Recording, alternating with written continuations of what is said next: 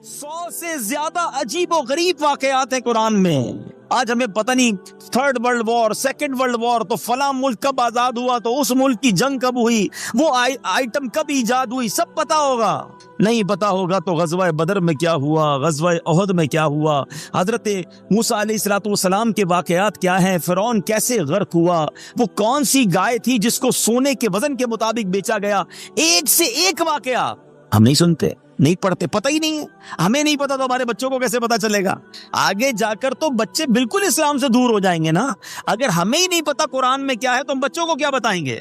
آج میں قرآن ہی کا ایک واقعہ آپ کو سنانے آیا ہوں, اور یہ وہ واقعہ ہے جس کا ایک حصہ تو ہو چکا اور ایک حصہ ہونا ہے.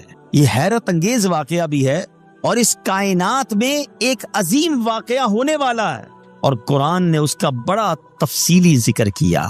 اور یہ واقعہ ہے حضرت ذوالقرنین کا. اب ذرا سنتے جائیے گا کہ کیا عجیب و غریب انہوں نے سفر کیا. حضرت ذوالقرنین کا نام سکندر ہے. یہ حضرت خضر علیہ السلام کے خالہ زاد بھائی ہیں. حضرت خضر علیہ السلام ان کے وزیر اور جنگلوں میں علم بردار رہے. یہ سام بن نوح علیہ السلام کی اولاد میں سے ہیں, اور یہ ایک بڑھیا کے اکلوتے فرزند ہیں. حضرت ابراہیم علیہ السلام کے دست حق پرست پر انہوں نے اسلام قبول کیا, مدتوں ان کی صحبت پہ رہے. حضرت ابراہیم نے ان کو کچھ وصیتیں بھی فرمائیں. صحیح قول یہی ہے کہ یہ نبی نہیں تھے, مگر ایک مرد صالح ہیں جو ولایت کے شرف سے سرفراز ہوئے. حضرت ذوالقرنین. ذوالقرنین کیوں کہلائے؟ ذوالقرنین کہتے ہیں 2 سینگ والا. ٹھیک ہے, تو اس لیے یہ کہلائے کہ انہوں نے دنیا کے 2 سینگوں, یعنی دنیا کے ایک کونے سے دوسرے کونے تک کا انہوں نے سفر کیا. ایک وجہ یہ بھی ہے, اور بھی اس کی وجوہات ہیں.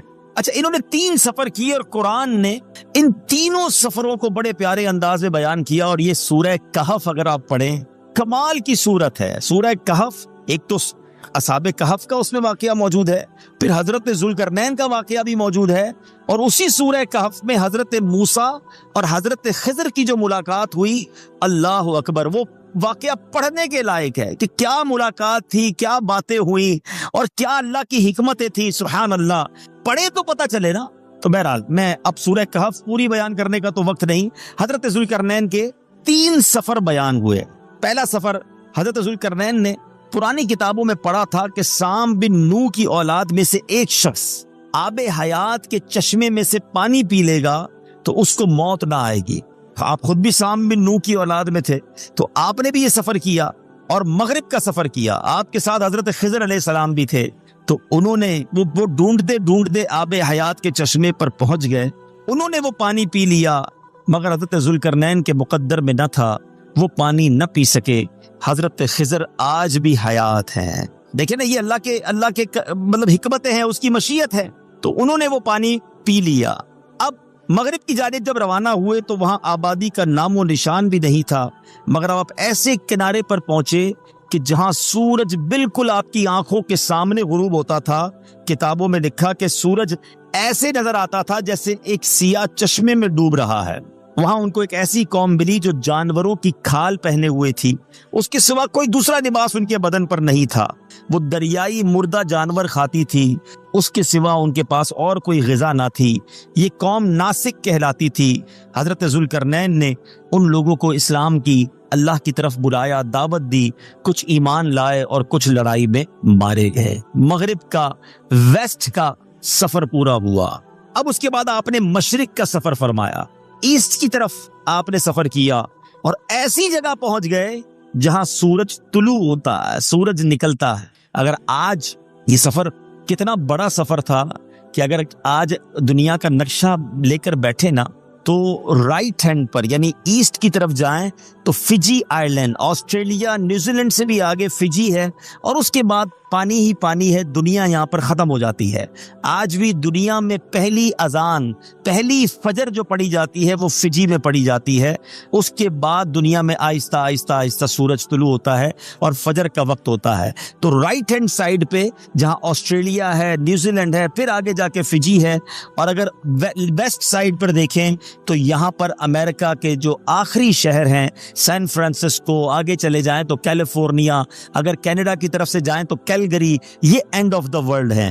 بات کہیں اور نکل جائے گی، مگر ایک آپ کو خوبصورتی کی بات بتا دوں کہ آپ کی دعوت اسلامی کا کام فجی میں کے دونوں کونوں پہ الحمدللہ تہدید سے نعمت کے لیے عرض کرتا ہوں، میں بھی ان دونوں ملکوں میں اس مقام تک جا چکا ہوں دعوت اسلامی کے مدنی قافلے کی وجہ سے کہ آج فجی میں بھی دعوت اسلامی کا اجتماع ہوتا ہے. الحمدللہ وہاں دنیا کی پہلی صبح فجر پڑھنے کی بھی ہمیں سعادت ملی تھی. اور سین فرانسسکو اور جب کیلیفورنیا گئے تو وہاں بھی دعوت اسلامی کا مرکز، لاس اینجلس میں بھی دعوت اسلامی کا مرکز بن چکا ہے. یہ ساری جگہیں اگر نقشے پہ آپ دیکھیں گے تو اینڈ آف دا ورلڈ ہے. حضرت ذوالقرنین سفر کرتے کرتے، آج اگر جہاز میں کوئی سفر کرے نا، آپ ذرا سمجھیے گا یہ سفر کتنا مشکل ہوگا کہ فجی جو ہے اگر پاکستان سے طیارہ اڑتا رہے تو فجی پہنچنے کے لیے اس کو بغیر رکے بھی 20 گھنٹے چاہیے گے. 20 گھنٹے نان اسٹاپ فلائٹ ہو، اور ایسی کوئی فلائٹ نہیں ہے، وہ دبئی سے جاتی ہے نیوزی لینڈ اور پھر آگے فجی جانا پڑتا ہے. تو بہرحال 20-22 گھنٹے اس طرف جانا پڑے گا. اور اب اگر پاکستان سے non stop flight San Francisco کی ہو تو آلموسٹ 17-18 گھنٹے ادھر چاہیے. اور اگر کوئی ایسا جہاز بن جائے جو فجی سے لے کر سین فرانسسکو تک جائے یا اینڈ آف دا ورلڈ تک جائے تو یہ شاید آل ٹوگیدر 40 گھنٹے جہاز اڑے گا. آپ سوچیں جو جہاز 40 گھنٹے اڑے اس میں اونٹوں پر اور گھوڑوں پر کتنا ٹائم لگا ہوگا، یہ کتنے مہینوں اور کتنے سالوں میں سفر کیا ہوگا. اگر اس بات کو سمجھنا ہے نا، علماء بیٹھے ہیں کہ پہلے سفر کی سپیڈ کیا تھی. 1 گھنٹے میں جہاز 800 کلومیٹر طے کر لیتا ہے، مگر پہلے سفر کی جو سپیڈ تھی نا، شاید بہت سو کا ایک مسئلہ بھی حل ہو جائے گا. ہم جو یہ کہتے ہیں نا شرعی مسافت، تو یہ شرعی سفر کتنا ہے؟ 3 دن کا سفر. اور 3 دن کے سفر کے ساتھ ایک اور جملہ سنتے ہیں، 92 کلومیٹر. تو اس کا مطلب پتہ کیا ہے؟ 3 دن میں 92 کلومیٹر طے ہوتا تھا. پہلے زمانے میں 3 دن تک جب گھوڑے پر اونٹ پر کوئی سفر کرتا تھا، رات آرام کرتا تھا، تو آلموسٹ 92 کلومیٹر. اور آسان کر دوں، 1 دن میں 30 کلومیٹر طے ہوتا تھا. آج 1 دن میں بندہ امریکہ پہنچ جاتا ہے 17-18 گھنٹے میں. 1 دن میں 30 کلومیٹر طے ہوتا تھا. اب بتاؤ یہ حضرت ذوالقرنین کا سفر کیسا تھا کہ آپ نے دنیا کے ایک کونے کا بھی سفر کیا، دوسرے کونے کا سفر کیا. اب جب آپ مشرق پہنچے، سبحان اللہ، تو وہاں کیا ہوا کہ وہاں پر ایک ایسی قوم تھی کہ جیسے ہی سورج ڈھلتا تھا وہ غاروں میں گھس جاتے تھے. آپ نے ان کے ساتھ بہترین سلوک کیا، اسلام کی دعوت دی، کچھ ایمان لائے، کچھ گرفتار ہو گئے. اب تیسرا سفر بھی کیا. وہ سفر میں بھی نہیں کر سکا اور وہ آج شاید کوئی کر بھی نہیں سکتا، کیونکہ وہ نارتھ کا سفر تھا. وہ انٹارکٹیکا آج اگر ہم اپنے نقشے میں دیکھیں تو جو دنیا کی جس کو آپ کہیں کہ اونچائی ہے، برفانی علاقہ ہے. اللہ جانتا ہے حضرت ذوالقرنین کہاں گئے تھے، کیونکہ سفر کرتے کرتے کرتے آپ ایسی جگہ پہنچ گئے کہ جہاں وہاں کے رہنے والوں نے آپ سے شکایت کی کہ یہاں تو ایک بڑی عجیب و غریب قوم رہتی ہے جس کو یاجوج ماجوج کہا جاتا ہے. حضور یہ بڑے ظالم ہیں، یہ ہمارے سارے جانور کھا جاتے ہیں، کیڑے مکوڑے بھی کھا جاتے ہیں، بات بات پر خون خرابہ کرتے ہیں، ہمیں اس قوم سے بچائیے. حضرت ذوالقرنین نے کہا میری مدد کرو. اور مدد کیا کرنی تھی کہ اب ساری قوم کو آپ نے مزدوری پہ لگا دیا. بہت بڑا جس کو آپ کہیں پہلے کھڈا کیا گیا، آپ نے زمین میں دوسرے لفظوں میں کھدوائی ان سے زمین، اور ان دو اس قوم کو یعنی یاجوج ماجوج پہاڑوں کے پیچھے رہتے تھے، 2 پہاڑوں کے درمیان ایک ایسی دیوار بنائی جس میں تانبا بھی ڈالا، لوہا بھی ڈالا، جلتا ہوا سیسا پلا کر آپ نے اس کانکریٹ کی دیوار کو بنا دیا.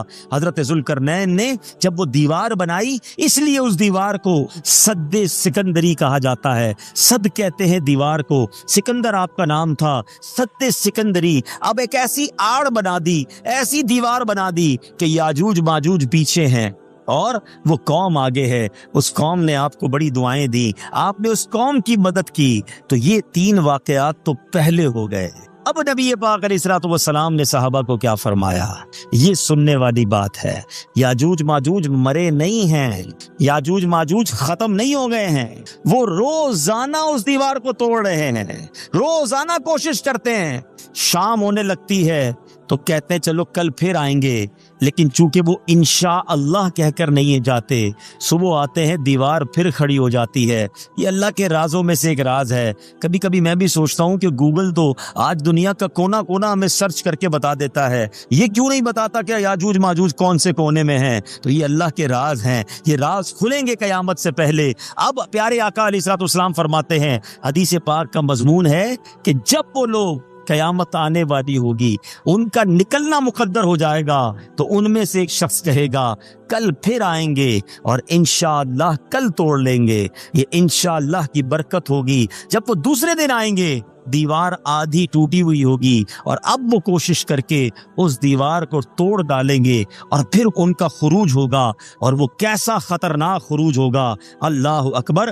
جب وہ باہر آئیں گے، زمین میں ہر طرف فتنہ و فساد پھیلا دیں گے، قتل و غارت کری کریں گے، چشموں اور تالابوں کا پانی پی ڈالیں گے، جانوروں اور درختوں کو بھی کھا ڈالیں گے، زمین پر ہر جگہ پھیل جائیں گے، صرف مکہ پاک، مدینہ طیبہ اور بیت المقدس کو نہ جا سکیں گے، اس میں داخل نہ ہو سکیں گے۔ پھر حضرت عیسیٰ علیہ السلام آ چکے ہوں گے، وہ دعا فرمائیں گے تو ان کی گردنوں میں کیڑے پڑیں گے، اور اس کی وجہ سے وہ ہلاک ہو جائیں گے۔ قرآن مجید فرقان حمید میں تفصیلی یہ واقعات موجود ہیں۔ اللہ قرآن میں فرماتا ہے حتی اذا فتحت یاجوج وماجوج وهم من کل حدب ینسلون۔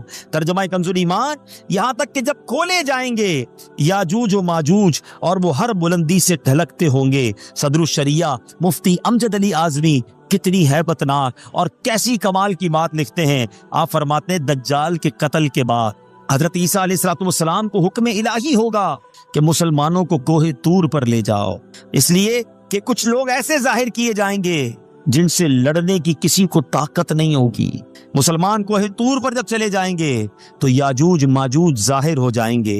یہ اس قدر کثیر ہوں گے، ان کی تعداد سوچو کتنی ہوگی کہ یہ بحرائے تبریہ 10 میل لمبے جب سمندر سے گزریں گے، تو ایک جماعت گزرنے کے بعد جب دوسری آئے گی تو وہ اتنا پانی پیئیں گے کہ سمندر میں قطرہ بھی باقی نہیں بچے گا۔ تو پیچھے آنے والے کہیں گے یہاں تو کبھی سمندر تھا ہی نہیں، یہ کیسے ہو سکتا ہے؟ اتنا پانی پی جائیں گے، کتنی تعداد ہوگی ذرا سوچئے۔ اسی طرح اب کا فساد، دنیا میں لوگوں کو قتل کریں گے، غارت گری کریں گے۔ جب یہاں فارغ ہو جائیں گے نا، تکبر کا عالم دیکھو، وہ کہیں گے زمین والوں کو تو مار دیا، اب چلو آسمان والوں کو قتل کریں۔ اب وہ کیا کریں گے؟ اپنے تیر آسمان کی طرف پھینکیں گے۔ باہر شریعت میں لکھا ہے وہ تیر خون آلود ہو کر آسمان سے آئیں گے، یعنی معاذ اللہ وہ یہ فیل کریں گے کہ ہم نے آسمان والوں کو بھی قتل کر دیا، دیکھو یہ جب بھی تو تیر خون والے آئے ہیں۔ یہ انہی حرکتوں میں مصروف ہوں گے۔ حضرت عیسیٰ کوہ طور پر مسلمانوں کے ساتھ محشور ہوں گے۔ اب کیا ہوگا؟ اب اللہ کی بارگاہ میں دعا کریں گے، ان سے بچنے کی، ان سے نجات کی دعا کریں گے۔ اس قوم سے لڑنے کی طاقت کسی کے پاس نہیں ہوگی، اتنی بڑی تعداد ہوگی، لیکن اب اللہ کی کرم نوازی سے ان کی گردنوں میں کیڑے پیدا ہو جائیں گے، اور وہ سارے کے سارے مر جائیں گے۔ اب یہ کروڑوں کی تعداد میں جب یاجوج ماجوج مریں گے نا، تو ان کی لاشیں کون اٹھائے؟ اتنی بدبو ہو جائے گی کہ ان کی لاشوں کو اٹھانے والا کوئی نہیں ہوگا۔ اللہ کی شان دیکھو کہ پھر ایک ایسے پرندے آئیں گے جس سے اللہ تعالیٰ پرندے بھیجے گا جو ان لاشوں کو اٹھا کر کہیں لے جائیں گے۔ ان کے تیر اور کمان اتنے ہوں گے کہ 7 سال تک مسلمان آگ جلائیں گے، تب جا کے وہ تیر کمان سارے جل پائیں گے۔ سوچو یہ کتنی بڑی تعداد ہوگی۔ اب یہ واقعات، اس کے پیچھے علماء نے جو لکھا، میں یہ بیان کروں تو بات بہت طویل ہو جائے گی۔ میں صرف یہ واقعہ میں نے کیوں سنایا آپ کو، ایک تو چلیں یہ معلومات ہونی چاہیے۔ اللہ تعالیٰ مجھے اور آپ کو دجال کے فتنے سے بھی بچائے، ہماری آنے والی نسلوں کو بھی بچائے، یاجوج ماجوج کے فتنے سے بھی بچائے۔ حضرت عیسیٰ کے اس گروہ میں جو کوہ طور پر جائے گا، ہماری نسلوں میں جو بھی حیات ہو، اللہ اس گروہ میں ہمارے بچوں کو، ہماری آنے والی نسلوں کو شامل فرمائے۔